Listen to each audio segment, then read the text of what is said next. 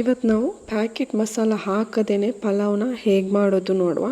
Vegetable ಹಾಗೆ ತಿನ್ನೋಕ್ಕೆ ಕಷ್ಟ ಆಗೋರಿಗೆ ಈ ಥರನೂ ಪಲಾವ್ ಮಾಡಿ ತಿನ್ಬೋದು. ಹೆಲ್ತಿಗೂ ತುಂಬ ಒಳ್ಳೆಯದು. ಇವಾಗ ನಾನು ಒಂದು ಮಿಕ್ಸಿ ಜಾರಿಗೆ ಸ್ವಲ್ಪ ಪುದೀನ ಹಾಗೆ ಸ್ವಲ್ಪ ಕೊತ್ತಂಬರಿ ಸೊಪ್ಪನ್ನು ಹಾಕ್ಕೊಂಡಿದ್ದೀನಿ. ಹಾಗೆ ಒಂದು ಸಣ್ಣ ಶುಂಠಿನ ಕೂಡ ಹಾಕ್ಕೊಳ್ತಾ ಇದ್ದೀನಿ. ಹಾಗೆ ಒಂದು 8ರಿಂದ 10 ಬೆಳ್ಳುಳ್ಳಿಯನ್ನು ಹಾಕ್ಕೊಳ್ತಾ ಇದ್ದೀನಿ. ಬೆಳ್ಳುಳ್ಳಿ ಸ್ವಲ್ಪ ಜಾಸ್ತಿನೇ ಹಾಕ್ಕೊಂಡ್ರೆ ಟೇಸ್ಟ್ ಚೆನ್ನಾಗಿರುತ್ತೆ.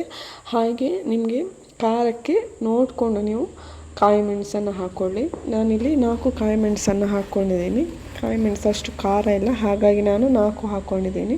ಹಾಗೆ ಒಂದು ಅರ್ಧ ಈರುಳ್ಳಿನ ಕಟ್ ಮಾಡಿ ಹಾಕ್ಕೊಳ್ತಾ ಇದ್ದೀನಿ. ಈರುಳ್ಳಿ ಹಾಕಿದ ನಂತರ ಇದಕ್ಕೆ ನಾವಿವಾಗ ಸ್ವಲ್ಪ ತುರಿದ ತೆಂಗಿನ ತುರಿನ ಹಾಕ್ಕೊಳ್ತಾ ಇದ್ದೀನಿ. ತುಂಬ ಹಾಕ್ಕೋಬೇಕು ಅಂತಿಲ್ಲ, ಸ್ವಲ್ಪ ಹಾಕ್ಕೊಂಡ್ರೆ ಸಾಕು. ಪೇಸ್ಟ್ ಕ್ವಾಂಟಿಟಿ ಸ್ವಲ್ಪ ಜಾಸ್ತಿ ಆಗುತ್ತೆ. ಹಾಗೆ ಗ್ರೈಂಡ್ ಮಾಡ್ಕೊಳ್ಳಿಕ್ಕೆ ನೀರು ನಿಮಗೆ ಎಷ್ಟು ಬೇಕೋ ಅಷ್ಟು ನೀರು ಹಾಕ್ಕೊಳ್ಳಿ. ತುಂಬ ನೀರು ಹಾಕ್ಕೋಬೇಡಿ, ಪೇಸ್ಟ್ ಥರ ಬರಬೇಕು. ತುಂಬ ನೀರಾದರೆ ಅಷ್ಟು ಚೆನ್ನಾಗಿರಲ್ಲ.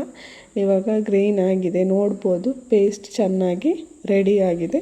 ಇದನ್ನು ಇವಾಗ ಸೈಡ್ ಇಟ್ಕೊಳ್ಳುವ. ನಂತರ ನಾನಿಲ್ಲಿ ಒಂದು ಕುಕ್ಕರನ್ನು ತಗೊಂಡಿದ್ದೀನಿ. ನಾನು ಪಲಾವನ್ನು ಕುಕ್ಕರಲ್ಲೇ ಮಾಡ್ಕೊತಾ ಇದ್ದೀನಿ. ಇದಕ್ಕೆ ಇವಾಗ ನಾನು ಒಂದು ಸ್ವಲ್ಪ ತುಪ್ಪನ ಹಾಕ್ಕೊಳ್ತಾ ಇದ್ದೀನಿ. ಕೆಲವರು ತುಪ್ಪದ ಜೊತೆ ಎಣ್ಣೆನೂ ಹಾಕ್ಕೊಳ್ತಾರೆ. ನಾನಿಲ್ಲಿ ಎಣ್ಣೆ ಯೂಸ್ ಮಾಡ್ತಾ ಇಲ್ಲ, ತುಪ್ಪನೇ ಹಾಕ್ಕೊಂಡು ಮಾಡ್ತಾ ಇದ್ದೀನಿ. ಎಣ್ಣೆ ಹಾಕ್ಕೊಂಡು ಚೆನ್ನಾಗಿರುತ್ತೆ. ನಂತರ ಇಲ್ಲಿ ತುಪ್ಪ ಸ್ವಲ್ಪ ಬಿಸಿ ಆಗಲಿಕ್ಕೆ ಬಿಡುವ. ಸ್ವಲ್ಪ ತುಪ್ಪ ಗಟ್ಟಿಯಾಗಿದೆ.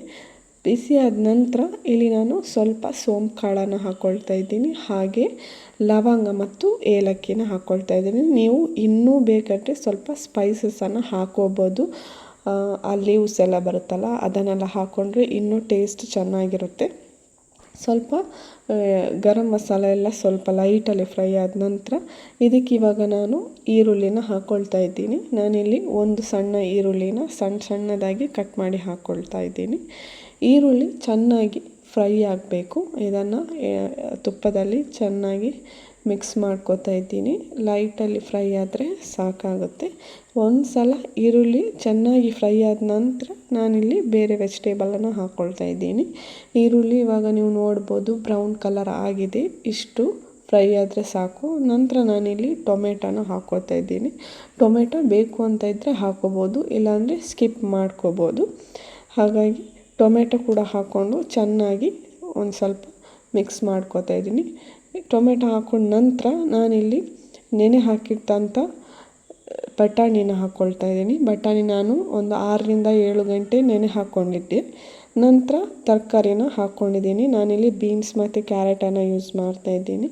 ನಿಮಗೆ ಬೇಕು ಅಂತ ಇದ್ದರೆ ನೀವು ಇನ್ನೂ ಬೇಕಾದರೆ ವೆಜಿಟೇಬಲನ್ನು ಹಾಕ್ಕೋಬೋದು. ಕಾಲಿಫ್ಲವರ್ ಎಲ್ಲ ಹಾಕ್ಕೊಂಡು ಮಾಡ್ಕೋಬೋದು. ನಾನಿಲ್ಲಿ ತುಂಬ ವೆಜಿಟೇಬಲನ್ನು ಹಾಕ್ಕೊಂಡಿಲ್ಲ, ಹಾಗಾಗಿ ಇಷ್ಟು ಸಾಕು ಅಂತ ಇಷ್ಟೇ ಹಾಕ್ಕೊಂಡಿದ್ದೀನಿ. ಇದನ್ನು ಸ್ವಲ್ಪ ಹೊತ್ತು ನೀವು ಚೆನ್ನಾಗಿ ತುಪ್ಪದಲ್ಲಿ ಫ್ರೈ ಮಾಡ್ಕೊಂಡ ನಂತರ ನಾನಿಲ್ಲಿ ಆವಾಗಲೇ ನಾವು ರುಬ್ಬಿಟ್ಕೊಂಡಂಥ ಮಸಾಲಾನ ಹಾಕ್ಕೊಳ್ತಾ ಇದ್ದೀನಿ. ಕೆಲವರು ಈ ಥರ ಮಸಾಲ ಹಾಕ್ಕೊಳ್ಳಲ್ಲ, ನಾವು ಹೊರಗಡೆಯಿಂದ ತಂದ ಪ್ಯಾಕೆಟ್ ಮಸಾಲ ಹಾಕ್ಕೊಳ್ತಾರೆ.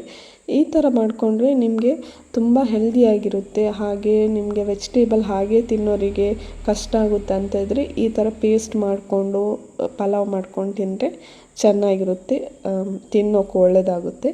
ಇವಾಗ ನಾನು ಮಸಾಲದ ಜೊತೆ ವೆಜಿಟೇಬಲನ್ನು ಎಲ್ಲನೂ ಚೆನ್ನಾಗಿ ಮಿಕ್ಸ್ ಮಾಡ್ಕೊತಾ ಇದ್ದೀನಿ.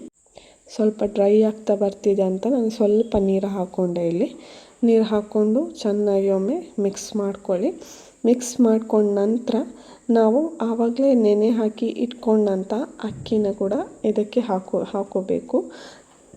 ವೆಜಿಟೇಬಲನ್ನು ತುಂಬ ನೀವು ಬೇಯಿಸ್ಕೋಬೇಕು ಅಂತಿಲ್ಲ, ಲೈಟಲ್ಲಿ ಸ್ವಲ್ಪ ಬೇಯಿಸ್ಕೊಂಡ್ರೆ ನಿಮಗೆ ಮತ್ತೆ ನೀವು ವಿಸಿಲ್ ತುಂಬ ತೆಗಿಬೇಕು ಅಂತ ಇಲ್ಲ. 1-2 ವಿಸಿಲಿಗೆ ಪಲಾವ್ ರೆಡಿ ಆಗುತ್ತೆ.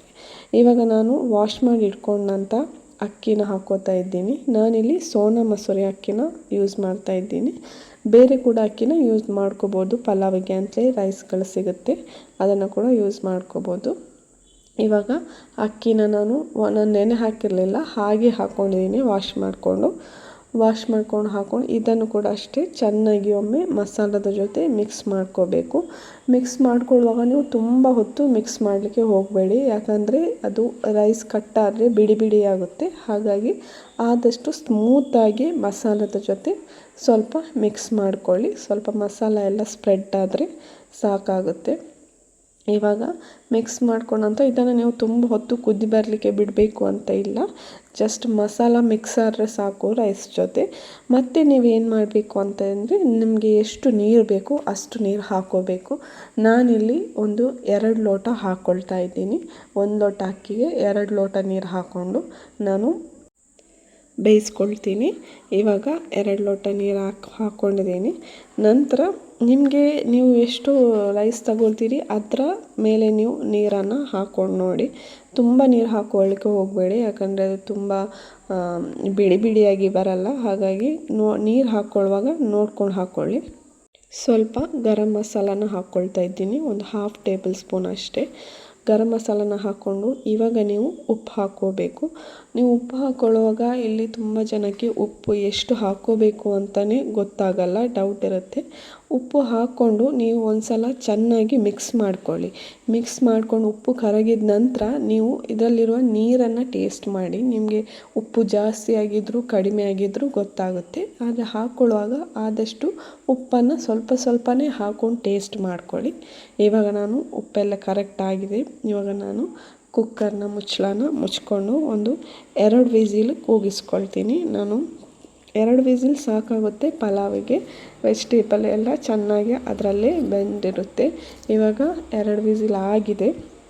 ನೋಡುವ, ಪಲಾವ್ ರೆಡಿ ಆಗಿದೆ. ನೋಡ್ಬೋದು ಮಸಾಲ ಎಲ್ಲ ಮೇಲೆ ಬಂದು ನಿಲ್ಲುತ್ತೆ. ಕುಕ್ಕರಲ್ಲಿ ಮಾಡಿದಾಗ ಈ ಥರ ಆಗುತ್ತೆ. ಇದನ್ನು ನೀವು ಒಂದು ಸಲ ಮಸಾಲಾನ ರೈಸ್ ಜೊತೆ ಚೆನ್ನಾಗಿ ಸ್ವಲ್ಪ ಮಿಕ್ಸ್ ಮಾಡಿಕೊಂಡ್ರೆ ಆಯಿತು. ಪಲಾವ್ ರೆಡಿಯಾಗಿದೆ. ನೋಡ್ಬೋದು ಬಿಡಿ ಬಿಡಿಯಾಗಿ ಬಂದಿದೆ. ಇವಾಗ ಸ್ವಲ್ಪ ಬಿಸಿ ಇದೆ, ತಣ್ಣಗಾದ ನಂತರ ಪರ್ಫೆಕ್ಟಾಗಿ ಬರುತ್ತೆ. ಇದ್ರ ಜೊತೆ ನೀವು ಕುಕ್ಕುಂಬರ್ ಸಲಾಡ್ನ ಹಾಕ್ಕೊಂಡು ತಿನ್ಬೋದು. ಪಲಾವ್ ಪರ್ಫೆಕ್ಟಾಗಿ ಬಂದಿದೆ. ಒಮ್ಮೆ ಟ್ರೈ ಮಾಡಿ ನೋಡಿ. ಬೆಳಗಿನ ಬ್ರೇಕ್ಫಾಸ್ಟಿಗೆ ಒಳ್ಳೆ ರೆಸಿಪಿ ಕೂಡ ಎಲ್ರಿಗೂ ಇಷ್ಟ ಆಗುತ್ತೆ.